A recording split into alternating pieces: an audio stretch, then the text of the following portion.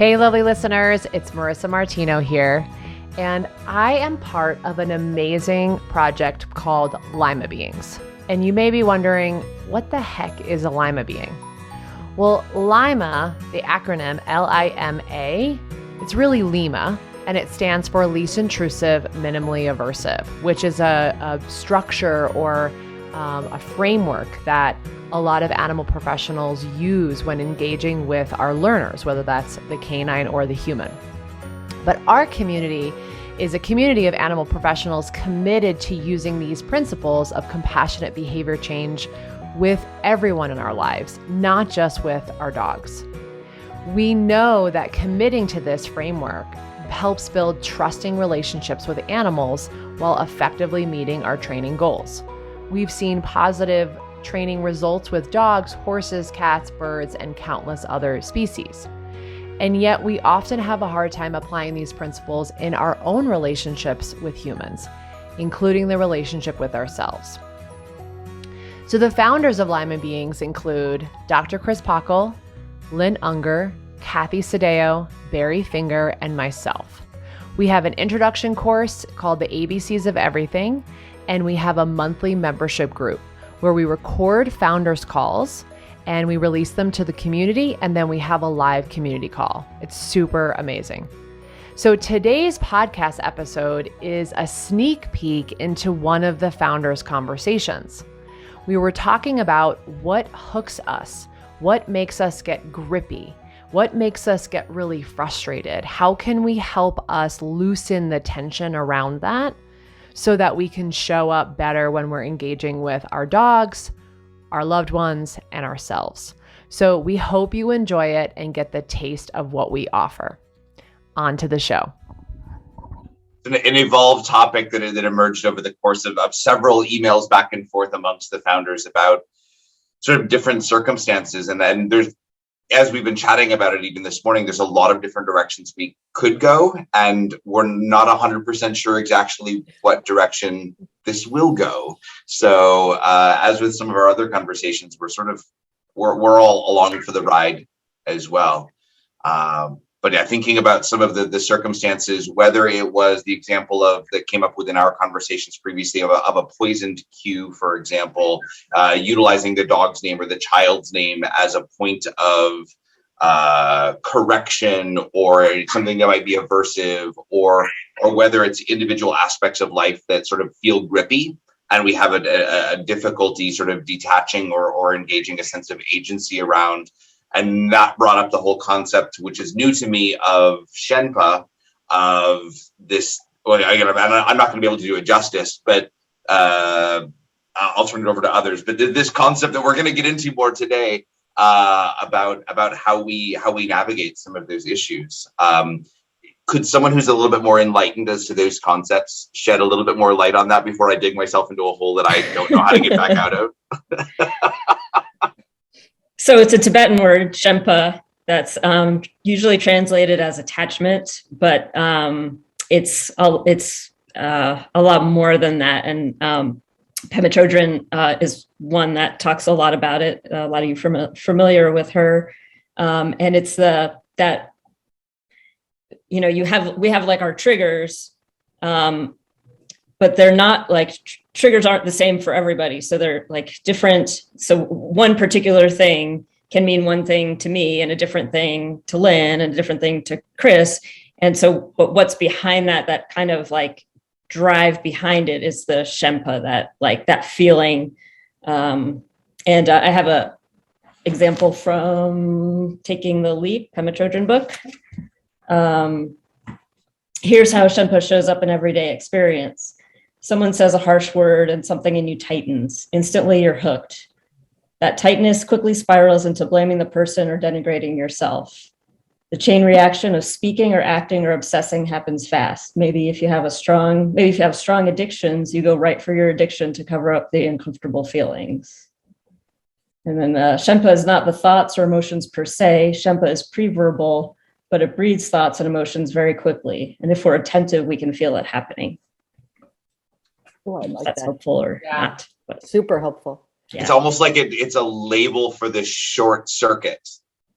at least that's the way my brain sort of responded there. Like, it's pre-verbal, it's that thing that your body is sort of responding to, that short circuit of, there's a danger, there's a grippiness, there's a need to immediately react.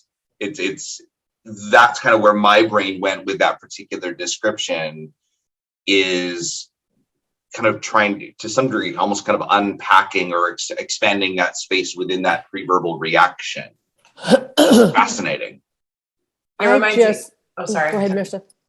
I was saying, it reminds me of my version of grippy. I use that word all the time. I didn't know that there was actually a better, more fancy Tibetan word that I can use. I love the image of hooked, like that. Yeah. So evocative for me, because it does have, like, the fish did grab it. Like, there was a bait there. There was a thing that was the draw that made you chomp onto it. And then there's that tug of, oh, like, I went for this. Oh, there's a line here. And now I'm flapping about. Caught on the thing. I just re-listened to one of Pema's audiobooks, Pema Chodron, Getting Unstuck. And she talks a lot about Shenpa in that. It was really helpful to me. But one of the words she used for it was the stickiness. And that to me felt super helpful, because as I try to recognize my own Shenpa, I wonder how I get stuck so fast. Like you make an aspiration, you're not going to do that habitual thing. Like, I'm a LIMA being, I'm going to do this thing. And then boom, I see my own behavior and go, who is that? Like, who is that reacting so pissy, so fast over something so trivial? And it's before the thoughts and emotions. It's, to me, I could say in a really non-Tibetan way, that cumulative learning history of all that's happened with me in the environment leading up to this point. But it's the speed. It's the so fast I'm hooked. I don't even remember making a choice to grab that hook. Like, I'm looking back in time and going, that thing just happened. I didn't want that thing to happen. I made an aspiration to do it differently. So it feels very sticky to me. That word helped a lot. I love that. And it also, for me, the idea of sort of biting the hook also, and to me, almost implies like there was an element of seeking, where I was sort of looking for something, where there was an active, like, even before that reaction, there was more of an intention. And what you're describing there, Kathy, too, is almost more like, again, getting hooked, like just kind of swimming along. If we're going back to the fish analogy, you're just kind of swimming along doing the thing. And there's an experience, there's a trigger, there's a word, there's a moment, there's a something that hooks. And then it's how might I extricate or even pause enough to be able to recognize that this is a thing that's happening, that even if it wasn't my intention to put myself in this situation or go after this particular thing, I now have to deal with it. Like, it's now a part of my immediate moment in some way, shape, or form. And the examples that come to mind for me, Kathy, too, again, the speed. I'm loving this conversation, because that's the piece that has actually landed me. It sounds like that was unintentional. That's encouraged me to seek therapeutic help multiple times in the last 4 to 5 years. Was literally, this is the concept of, that's not who I strive to be and how I choose to show up when I'm actively choosing. It's the sideways reactions. It's the moments in which I'm responding or reacting before I've had the pause or the awareness.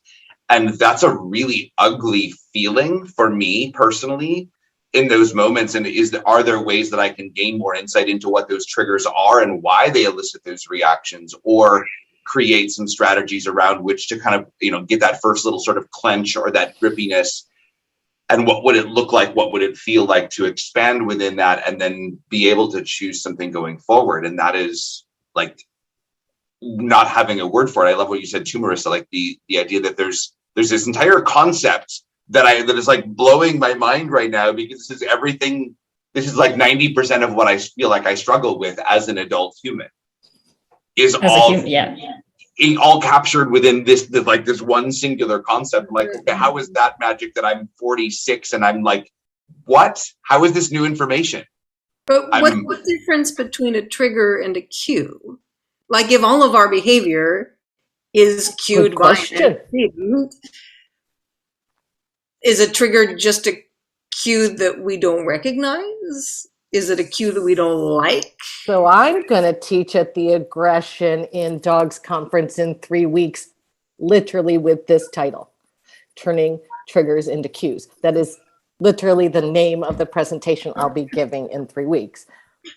And so I would suggest, or I'm going to suggest, trigger has the implication of no choice. It's a reflex. You can't control your reflexes. And I have used in my own teaching over the years the word trigger a lot. And as I learn more about the science and my practice gets better, I put fewer things into the bucket of triggers. It is a reflex for that dog or dolphin or person. And to be able to say, I think we have more volitional control than we think we do.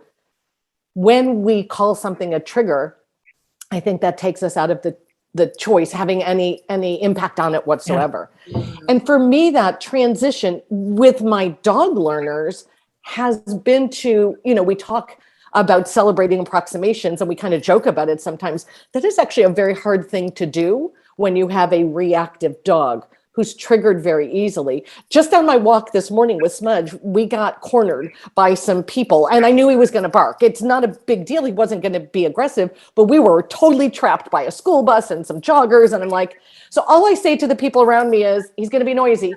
And I realize that little bit of bark, bark, bark, I'm embarrassed. I'm like, hey, thanks. Good morning. Hi, everybody. Have a good day.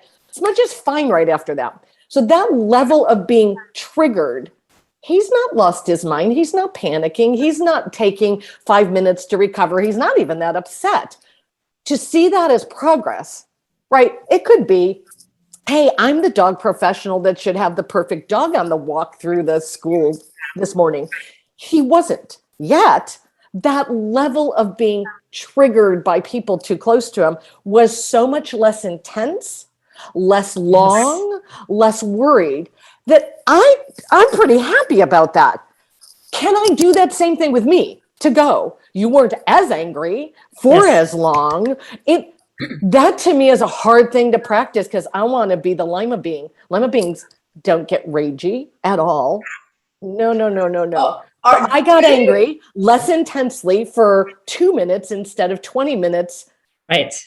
That to me is the big invitation for working on us, but also when we're working with our clients to say, that's what progress looks like. I'm sorry you've watched some kind of training that says progress looks like they're perfect by the end of the TV show. So to be able to look about how, I don't know, hearts change and behaviors change and gradually, and that we can help each other do that gradual thing of saying, I'm even noticing that I went off. That's huge. Yes. That's not mindless. It's not perfect, but it's on the road. I don't know. I love your question, Lynn, because for me, it's about taking things. I love that we say all the time now, there's a trigger warning, something's coming that might upset somebody. I get it, but I sometimes question how far the pendulum swings that we go. Everything in life should have trigger warnings. Everyone's going to have a history that something's going to. I found this little car on my walk this morning. I've been playing with this little cool sugar skull. Anyway, this could trigger somebody. I don't know. Did you have a problem with Matchbox cars? I'm not being derogatory. I'm just saying we all have had. It brought back a lot of memories. The whole car. It's really cool. It's purple and it's a Camaro. Anyway, do the doors open? No. Really maybe they do. I have to figure that out. I don't know. But it sounds like the difference between a trigger and a cue is mindfulness, awareness. In which case, a trigger warning is, it's not saying we shouldn't do that. It's saying I'm going to give you an opportunity to approach this with mindfulness as opposed to, just that split second lost into the thing. Mm-hmm. And it might also be like, all I can do at this moment is not say anything, in some situations, it's like, okay, what is the perfect thing to do? What is like, how can I deal with this? How do I respond in a skillful way? And sometimes it's just like, yeah, I don't really have that, like my heart's racing, I'm feeling all tense and like, but I'm noticing, so yay. And then, but yeah, sometimes it is, refraining and like that little pause, and the next time it's a bigger pause, maybe. I worked with a client yesterday who's going to go to her first Rally O competition this weekend. So we worked on having her little Cavalier King Charles Spaniel stay. And so as we're working on stay with this cute little fluff ball of a dog, and I'm thinking, if only I, in those situations, choose to stay in something that's a little uncomfortable. I don't know. I saw quite the parallel between us going, he got up again. I'm like, oh, I understand what that's like. Yep. Mm-hmm. Totally. And that's where like, go ahead, Barrie. I was just going to say like because the word is Tibetan. So a lot of the concepts are how you deal with it with those Tibetan practices. And it does often talk about meditation. And then the more that you meditate and you just keep coming back to the breath or labeling your thoughts. So instead of like, okay, I have to do this and this and this and this, and like you're thinking. The more that you do that, that's the practice, that's the repetition to get in, so that when you're in a real situation, you have more of those skills to be able to do that. It's just hard. It's hard to begin a practice and maintain a practice. And, but even like a 2-minute practice, 2 minutes of meditation, or, it can really start to get in there and give you that opportunity to practice. Now I'm wondering if what people do to address reactivity in dogs is like teaching dogs meditation. Like, is that an equivalent practice? Like, yeah, what we're going to put in a pause here. Well, I mean, take a breath. Here's a pause. Yeah. I mean, that's how I teach it. I allow the dog to see the trigger, or as Emily Nagassi calls it, the stressor. So they see it, and I allow them choice to make a different response. And if they are out in the ether for too long, as I call it, or they're starting to go over threshold, I step in and support them. But if not, if they make a choice to disengage and make a different choice, which is to pause, to breathe, to not respond, to respond with kindness. If they disengage, I'm marking and reinforcing that. So that, I would say that, that's what I do with reactive dogs. And I've seen it work really well, where they have teaching them different choices in these moments, which is what we're trying to teach ourselves, different choices when we're becoming over threshold or in higher states of arousal or reactive. I have never thought of this before. This is the very first time, as I'm listening to this lovely conversation, for me to have some insight into why I have a meditation mat. Is that called a Zen mat? Like, it's brand new. My butt has never touched it. I like it. I chose it very carefully. It lives in that room on a shelf. I don't, because that whole sort of sitting thing for me is, but I can move. Yeah. So when you say the alternate behavior is, do you know what I mean? To breathe and be centered and whoop. I probably could learn that, but it's much harder for me to breathe and be still than to move in a different way. Do you know what I mean? And so for some of our dogs too. I was just going to say, it's the same for our dogs. Like, we need them to dissipate some of that energy. Yeah. And there are approximations, right? So it could be, the practice of moving and pausing and breathing. And then maybe there's just a moment of standing still and then moving, and then maybe, or sitting in a chair and then getting up and moving and, building in those real small pieces. And I love the idea of Kathy teaching herself to relax on a mat. Yes. Yeah. I need those help. Are some of the concepts that within the lecture that I did at Clicker last year. those are some of the concepts that we introduced there. And in terms of the parallel to meditation, for me, Marissa, goes a little bit differently from sort of the in context, real life stressor exposure. Because if you haven't created a level of fluency within those alternate behavior patterns, whether you're taking more the active responder route, sort of walking down arousal in some way through motor patterns or some sort of active response, or if you haven't created more of a fluency within passive responding, or what I consider more passive or inactive responding, which is more the relaxation exercises and more of the stillness meditative piece, if that's not already fluent to some degree for the animal or for the learner, it's likely to be inaccessible in the moment when the stressor is exposed. And so for me, the value in really thinking about the meditative pieces and what are we doing actually at times other than when we're exposing ourselves to the stressor. And I think about that all the time, and yet I've completely let my own meditation practice go. So this is a good reminder for me this morning as well, that's super helpful for me, because in those moments right now, I don't feel very fluent in choosing either a different active response or the ability to pause and slow things down and simply kind of allow those emotions to pass by. So for me to practice in context, to say, okay, we're going out for a walk, we're going to go look for stressors. Yeah. To me, I mean, that's great if I have the fluency already. Wait, and please know that that's not my reactivity protocol. Absolutely. No, I know, but I think it's a really important distinction, because that's actually where I find a lot of my clients get tripped up. Mine too. Is because we're so focused, and as I am sort of like coming back to like the personal piece, I'm so focused on trying to fix the problem or what I perceive the problem to be, that it's so easy to either completely ignore it and sort of put my head in the sand and not engage in any way with whatever those stressors or triggers or hooks happen to be, or I'm trying to meet them head on and change my response patterns. Yeah. And I'm trying to do that without actually establishing fluency of a different response. And so for me, it works when, utilizing your example, Marissa, which I really love, and we do a lot of that as well.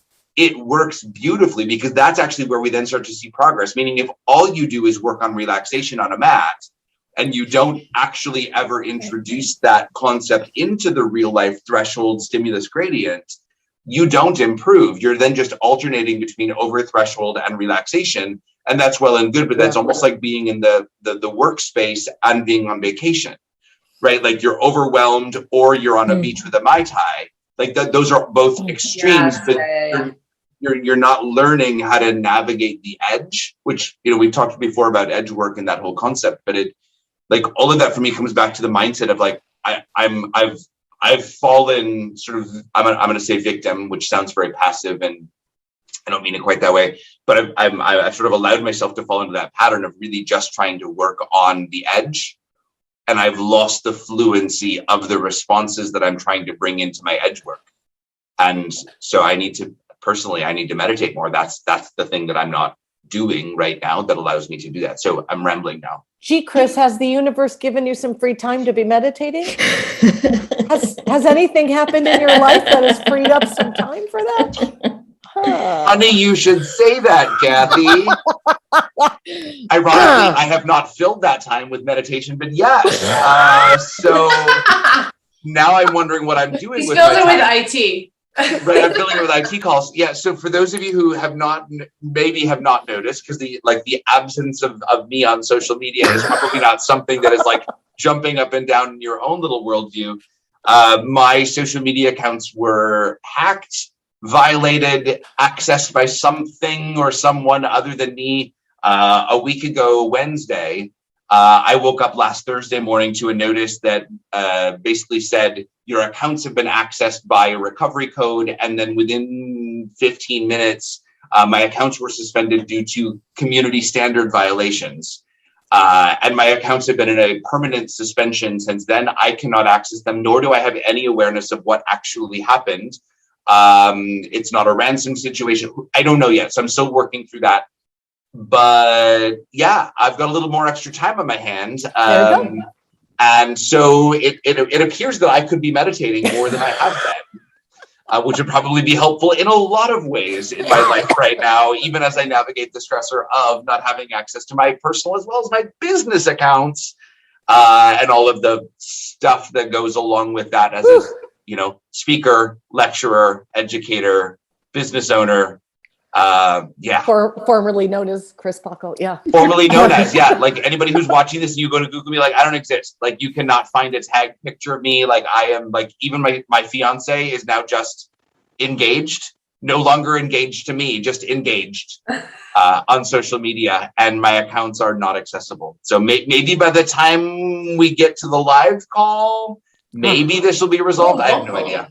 I hope so. Today is day 10. Today is day 10. Yeah. So I have no expectations. I have no idea what's going to happen. I may be starting over. I don't know. I hope not, but I don't know. Wow. It's just so funny because you talked about like, what is the purpose of social? And I'm really starting to reflect on like why I'm posting. You said this a few months ago and it's really stuck with me. Boom. And then boom, poof. It's God. Right? Talk about illusion. Maybe it heard you actually. Well, and this is also, man. Oh gosh, it did. We talk about Google listening all the time, right? Like, well, maybe it actually but the other piece that I think actually ties into this conversation, where I was sort of giving the example between like sort of, I'm either like in the trenches at work or I'm on the beach vacation. For me, like the interesting thing is when I was sort of within social media in the trenches there, just doing the thing and navigating, versus now, what happened was completely and totally out of my control, right? I did not actually have to practice any boundaries. I did not actually have to develop any different skill sets of sort of regulating my social media use or channeling my social. It simply, in the blink of an eye, became inaccessible to me. So that button on my phone with the little blue icon or the little Instagram photo, it doesn't lead anywhere right now. It is simply a dead end behavior. It just takes me to the page that says you're still under review and you can't access this. And so if they were to restore it again in this moment, I actually haven't developed any new skills for what I'm going to do with that button when it presumably does something again. Like management. It's a management solution. Exactly. Yeah.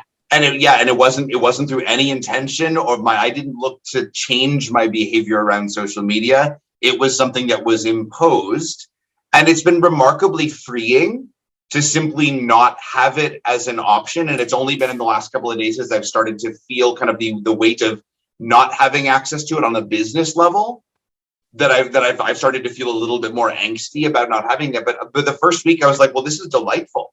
Like, it's just not even a choice. It's not an option to access it. I don't exist. I can't post. I can't scroll, folks. There's nothing to scroll. My Facebook doesn't work. It's like when we put a dog, we give them the stress, the 2 weeks off of all their stressors, we let them detox. Like, you just don't even need to face any of that. You're just sequestered. You've been sequestered. I've been sequestered. But we need Robert to start capturing your behavior so that when it comes back, there are new responses potentially. Actually, that's an interesting question about it's going to come back. How you invite it back. And that's actually a really interesting question. Right. And that urge to check it. Hook. Yeah, exactly. Hook. Yeah. That's what it is. I'm curious, like, how often have you hit the button, even though you know that nothing is going to happen? The first couple of days were really hard. Like, I would pick up my phone for something else, and Facebook and Instagram, which are my two accounts. It might be TikTok for someone else, or YouTube, or sort of whatever your scroll hole happens to be. I love that term, by the way. Like, I didn't make it up. I heard it a number of years ago. That's new for me too. I like it. So those are mine. But like, I would open my phone to like check a work email, for example, and all of a sudden, like, I'm staring at that screen that says you can't access Facebook, and I'm like, I don't think I did, but clearly I did. I hit the button. And that sort of reflexive, well, let me just check, like, while I'm waiting for that email to load, while I'm waiting for my financial transactions to upload, to update, or like I'm doing something, and then I just sort of fill that spot with a quick little toggle over to social media. Habit. Right? So the first couple of days were really, really hard for that. And then the only thing that I've really done so far, in addition to, I think, having some learning moments where it didn't lead anywhere, so then I just shut it down again. I moved those buttons off of my home screen, which was at least an approximation. I haven't taken them off of a home screen where I would have to like actually go into all of my app list, which would be, I think, the next approximation, where I would have to go intentionally searching for, where's the F or the I for the app. That's probably the next approximation. The third would be perhaps taking it off my phone entirely. But again, I use it for work, so like I do presumably need it there. So I don't know. So in this next section of the conversation, I noticed Kathy was being a little hard on herself and almost suggesting that if she wasn't perfect when engaging with others, then she wasn't a LIMA being. And as training professionals, we wouldn't put this sort of pressure on our dogs because we know that level of perfection is just a myth. It's not achievable. So I find it so fascinating, myself included, that we all put so much pressure on ourselves to show up in this perfect way. So listen to what I asked Kathy. I don't know. Kathy, how are you defining a LIMA being? That's a good question. I got a little perfection thing that's a problem. A few times on this call. I had a teeny problem with perfection. My 12-step program would be around. That. Yeah, you're right. I think you're right. Yeah. You're right. Well, I wonder. You're right. It seems like with ourselves, the tendency is to be like, don't do that. Yeah. If you're doing that again, you shouldn't do that. Yeah. Like when professionally people are like, what's an alternative behavior that we can teach? What is another thing that we can put in the place of this? Like with ourselves, maybe not so good at the what would be an alternative behavior. And yet, can that be another hamster wheel? If you tell me, yes, that wheel's going to keep turning, but you can start another, you know what I mean? Like that feels easier to me to go, oh, I got to get some momentum behind the other wheel. Right. Like behavioral momentum. Yeah. It's like a familiar concept. But it's not we know that just like stopping the wheel is not like as damn hard to stop the wheel. The behavior is cued by that's all there, and then it's not a new idea to anybody here that you need a different behavior instead. You can't just have a not behavior. But it's only an idea for me. Do you understand what I'm saying? Like I got the concept. I don't have the, anyway. And I think I have a phrase I actually learned from Pema, but she's quoting another teacher that he used the phrase bourgeois suffering. And it's basically those things, those little things like, the restaurant being closed when you go to dinner, when you want to go to dinner, or like the you're just so angry about like the red light or the person that cuts you off. Those little things that happen to us all day long, if we practice with those, that's helping build the muscle to work on the bigger things that feel so unwieldy and that we feel like I can't even think about how to deal with that. That's been a huge one for me. If I'm like really getting wrapped up and then I'm like beating myself for getting wrapped up and be like, oh no, but this is like one of those things that, if I can, this can be like a cue for me to practice this like little thing. To pick up on that, Barrie, I can't remember if we've talked about this within our previous calls, and we've covered so much. Like there's so many rich moments within all of this. But I remember hearing something similar, not with that terminology, Barrie. So that's super helpful for me to hear. But in that, practicing in the little moments, sort of the insignificant moments. And I had heard that for years. And then it started to make me angry. Actually, I felt like I got a little bit worse because I was like, but I don't actually know what to do in those moments. Just pausing and meditating while I'm waiting for the light to turn green is not terribly helpful. That was not, so then I was actually like, I actually started to notice those moments. It was almost like I was sensitizing to those moments because I found myself even less capable of navigating them, because I was like, well, now I'm recognizing all of them as an opportunity to do something. I don't know what, but now I'm just getting pissed. The thing that made a difference for me within that as a practical example is trading expectations for appreciations. Yeah. So using your two examples that you mentioned there with the restaurant being closed or the light being red, Right. was actually, if I have a window to create a moment of saying, I expected the light would be green and I would have been able to continue driving at 30 miles an hour or 45 miles an hour. That was my expectation. And I got grippy and angsty and tense or hooked, whatever the case may be. I got shenpad by by the like that expectation. That's a place for me that's always been really hard. So I would take it. So I expected the light to be green and to drive, and what is my appreciation? I appreciate that someone else had the same expectation, and that allowed them to get to work on time. I appreciate that my car is actually capable of driving consistently and the brakes work, so I can actually stop when I need to when the light turns red. I appreciate that this is actually a moment for me to, notice that, that beautiful bird in the tree, like naming, which almost comes back to an anxiety strategy of acknowledging the things around me, but specifically, what are the alternatives to that expectation? And in some cases, like I found myself recognizing my expectation was that it wasn't about the light turning red. My actual expectation is that I expected to be able to make an 18-minute commute to work in 14 minutes.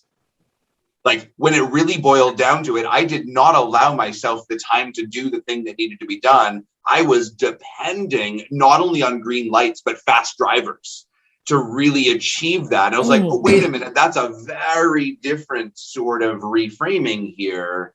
I need to really take one step further. So again, as for people who might struggle in the same way of not having a practical exercise to do in that moment. And then I'm a huge fan of acronyms. So then I became TEFA, Trade Expectations for Appreciations. I was like, okay, is this a TIFA moment? And then I would actually it just became almost reflexive. I just shortened it down, right? I got a lot of shit to do. And so I was like, okay, TIFA moment, what's my expectations? Boom, what are my appreciations? Boom, boom, boom, boom, boom. And I could do it about 4 seconds or less, take the breath and move back into whatever was going on. Chris, I love that you're naming the expectation, because I do think it's really important that we're not in like toxic positivity and we're like, oh, but anyway, I'm grateful for da-da-da. It's like, no, I expected to move right now and I'm not moving. And that's really frustrating for me. It's like my one friend who's a trainer, I love her. She has an amazing business where she talks about a lot of these concepts, and what she says is that all of it belongs. Your frustration, your anger, your energy, your disappointment, and your gratitude, whatever. So whenever she experiences something, whether it's through her dog's big feelings or her big feelings, she just goes like, wow, that was a big feeling. Like, what's happening here for my dog? Or wow, that was a big feeling. What's happening for me? Which it's great. She meets it with wonder, which I'm like, well, like just that word makes me have like chills, right? She meets her emotions with wonder. And yeah, like I love that word. And then, wow, there's a lot of anger. Interesting. Like, what's that about? But it just gives space for the discomfort, because we're always trying to remove ourselves away from the discomfort. So removing the trigger, the cue, the stressor, like whatever it is that we want to call it, right? Everyone's like, remove that, take a bath, you'll be cool. It's like, it's the Mai Tai or the whatever you said. Like, it's not realistic. And so, so I like that yours has where you can state your expectations because they're valid. Like there's a frustration there. They're valid. The same way that we do for dogs. Yeah, we see the skateboarder. Stinks he came that close to you. You know what I mean? I love that word, wonder. That's a fabulous description of sort of the opposite of resistance or pushing away or all those things that dig the hole deeper. You know what I'm saying? That it is here. I'm in the present moment. I'm accepting that's such an opening to It's such an opening because it even Yeah. feel like curiosity is like, why? Like you could go down a loaded question Right. place. Agree. Whereas wonder, it feels like even, I don't know, I just get chills every time I say it. I like it, I don't know. So if I describe what happened with Smudge not an hour and a half ago, really, seriously trapped by neighbors, he's barking. It's not a proud moment for me, as it's sort of wonderful that the neighbors are all out and he's got things to say. And I mean, it's not dangerous. It's not, do you know what I mean? All the things that my brain is like, oh my God, it's kind of wondrous. That's a great word. It changes how my body feels in the moment. Chris, when you get back on social, I'll share her Instagram. Sorry, I had to. Can we give her a shout out? It's Christy Caton, Tales of Connection. Awesome. Great. Really amazing community she's built around this stuff. It's been, she will die that her name is in here right now. There's actually been some science on awe. And I think what's her name? Lisa Feldman Barrett was talking about that, about how, I won't get it all right, but just like the importance of it, and how when she first heard about like, it's such a wonderful thing and you should practice it and, look for it. And she was like, whatever. But then she started to see the difference. There were, peer-reviewed studies and stuff at Yale or something like that how much that can change. I think I'll see if I can find the podcast to share the link, because I can't do her justice with what she was talking about. But it was really, and it just resonated so much with, exactly what you're talking about, Kathy, like just that, and Marissa, that word wonder is just like, we go down all of these, like we're so stuck on all the things and are kind of like tunnel vision of how things are and stuff. But when you add wonder, it's like, oh yeah, there's just, oh wow, there's all of this, all these possibilities, all of this. Yes. It's good stuff. Such a great word, because it's a word for awe and it's a word for curiosity. Mm-hmm. Like, I wonder what's going to happen, and a sense of wonder. It's both of those things. Yeah. It encapsulates both of those into one really lovely word. Awe and curiosity. Oh, I like that.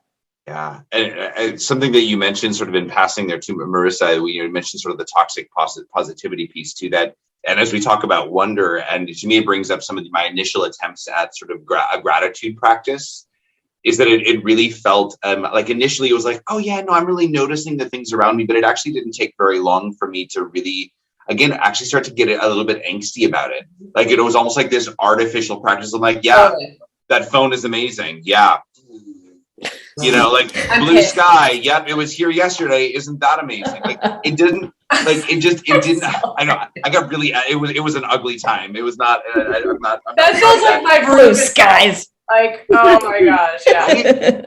But it was because it was like, it wasn't connecting to me. Like it was like, there was such a disconnect between like, but I'm having these really difficult moments. Right, and that's great that I can recognize the wonderful things in the world, but they felt very separate to me. Yeah. Yeah. And the piece for me that really started to bring that together was when I was able to draw a connection. And that probably looks different for someone else.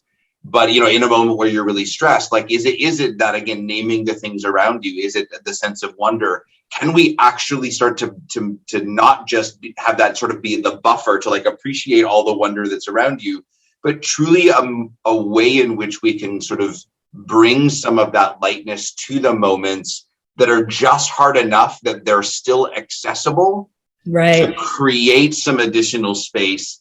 And even coming back to one of the original things we talked about today, which was the speed at which some of that Shenpa sort of, short circuits and you're sort of hooked by it. And all of a sudden you're in the midst of it. That's a really hard place to then sort of slow things down. And I always talk about speed because that I think is the way my brain works.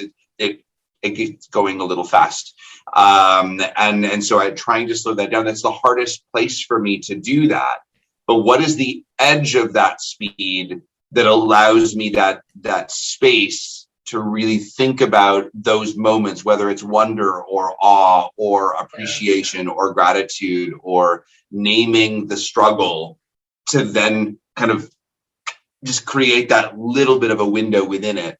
That's where I found those approximations for me of then having moments that I was like, oh yeah, no, I wasn't quite as angsty. I recovered faster. That wasn't as intense. I was able to pause and reframe my story. Cool. Now I can actually appreciate that as a skill set that's growing.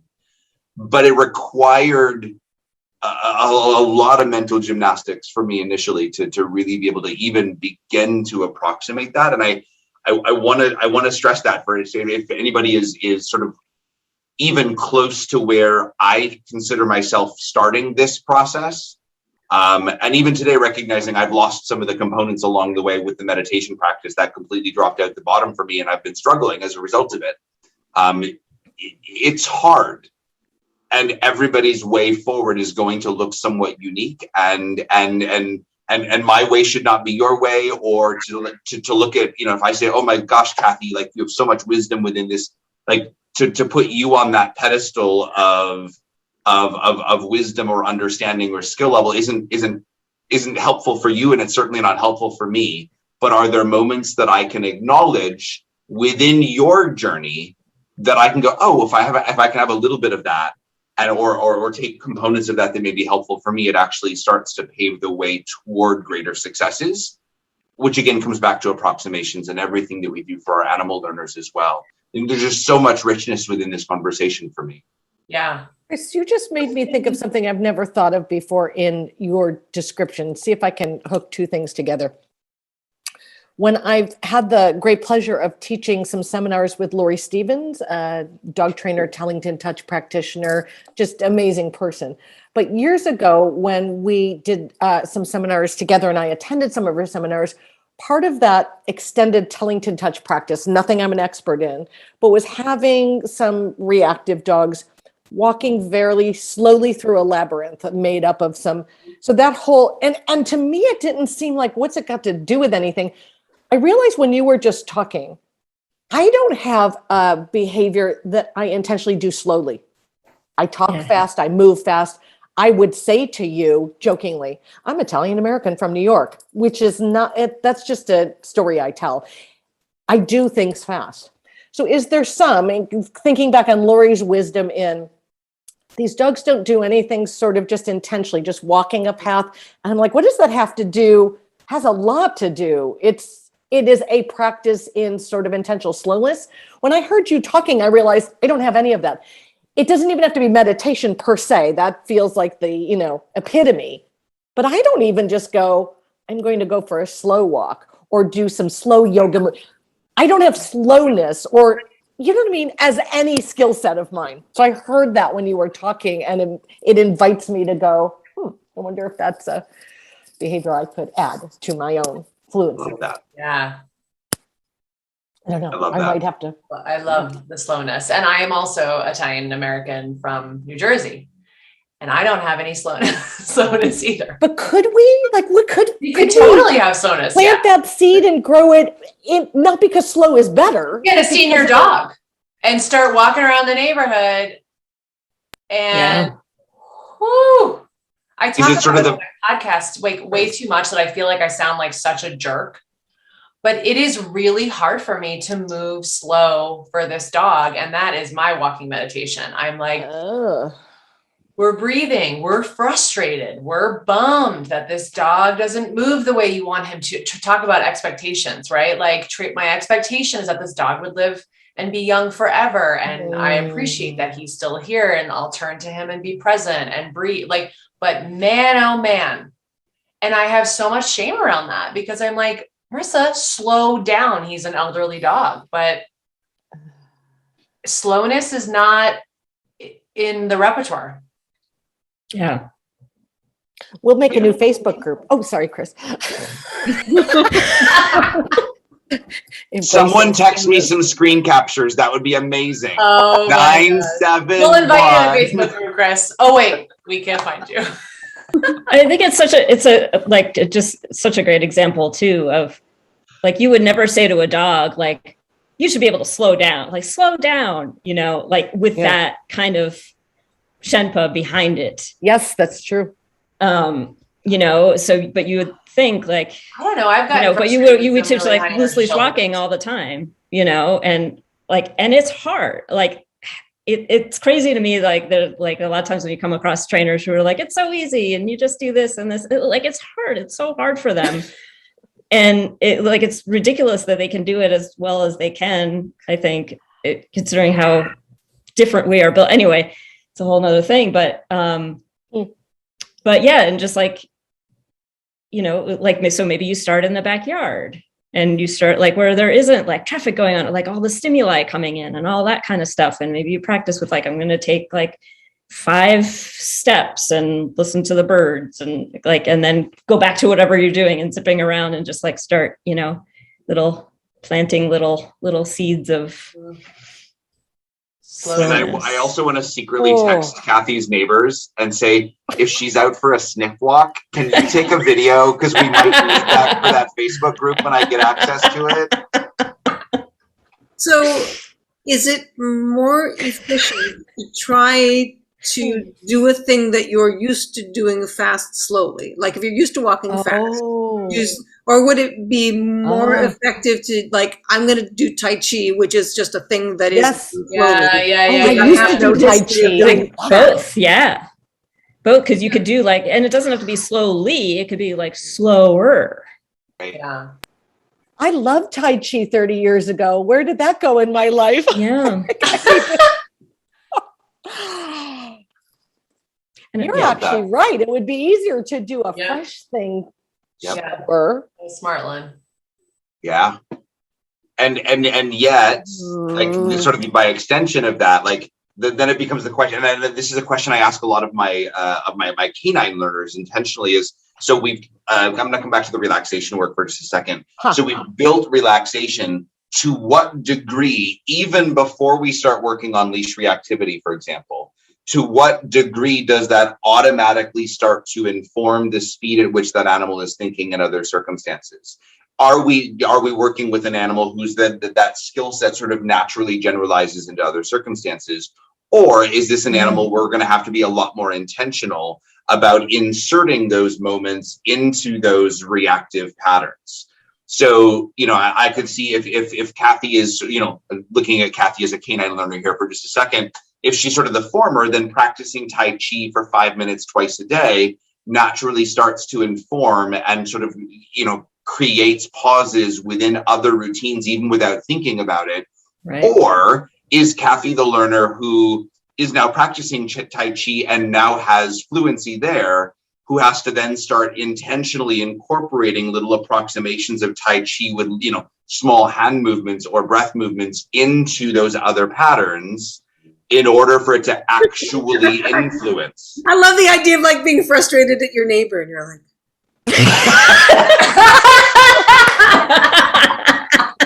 awesome. Lead with the elbow, right?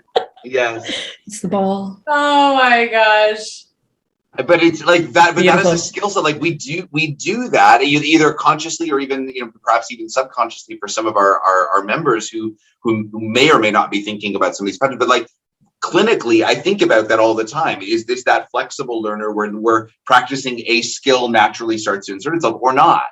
And I haven't given myself that same level of inquiry where I think I probably judge myself for saying, no, I practiced 40 minutes of yin yoga. Why are you now not bringing that level of mindfulness into the rest of your world? And I would argue I'm probably more the second learner, where I really need those moments of intention for creating approximations, whereas someone else might be able to do that, 30 minutes of yoga, and it automatically informs the rest of their 24-hour day. I don't think I'm that learner. Maybe that's the story, but that's my experience. I don't know that learner, like that's not inside you necessarily. It's like the environment. So you have like, especially right now in your life, you're so busy and one thing and another and juggling and juggling and juggling. So like, 40 minutes of yoga, like that's amazing to be able to do. But to be able to take that into like the world is spinning is different than if your life was quieter. Although, and not to be argumentative about that, I remember there was a question that was asked to me a number of years ago was, are you stressed because you're busy? Or are you busy because you're stressed? Are you stressed because you're busy, or are you busy because you're stressed? Yeah. And I do think, coming back to that, that environment, my world is so crazy. Yeah, I think I actually create a lot of that. Right. Yeah. As a response, like I create that, whether it's as a coping strategy or whether it's filling my day. I think they're sort of more intertwined than I have allowed myself to fully recognize. And seeing some of these moments, even let's say without social media in the last, week and a half, like there's that tendency like, okay, well, now I need a game on my phone. Now I need this. Now, like, how do I fill the busyness versus going, oh, now I have a window of time in which I can do other things. It's tricky. So Barrie, you made me just realize when you said it that way of the sort of parallel between the way we train dogs as I'm setting aside a half hour to do a training session, which sounds ideal, but in a lot of ways isn't, or my own label, smart times 50, you're dropping in little bits of reinforcement over the course of the day because none of them take too long. I never really thought about this practice I'm not even going to call it mindfulness, that sounds too big, but in the conscious breath or one Tai Chi movement 50 times a day. Do you know what I mean? Then it starts to get plugged into the routine, not in the times I'm stressed, just repeatedly throughout the day when I remember or the timer on my phone goes off. Right. Do you know what I mean? Like, could I insert the little bit of slowness or I don't know. That sounds obvious, but I never thought about it in that way of you could do the meditation or the Tai Chi practice and that's lovely. It's going to help. So is the training session that you do with your dog, but possibly integrating it in my routine has more long-term effect. I don't know. Excuse smudge there. Yeah. It's a lot to think about. Yeah, this was a rich call. My notebook is furiously scribbling a bunch of stuff.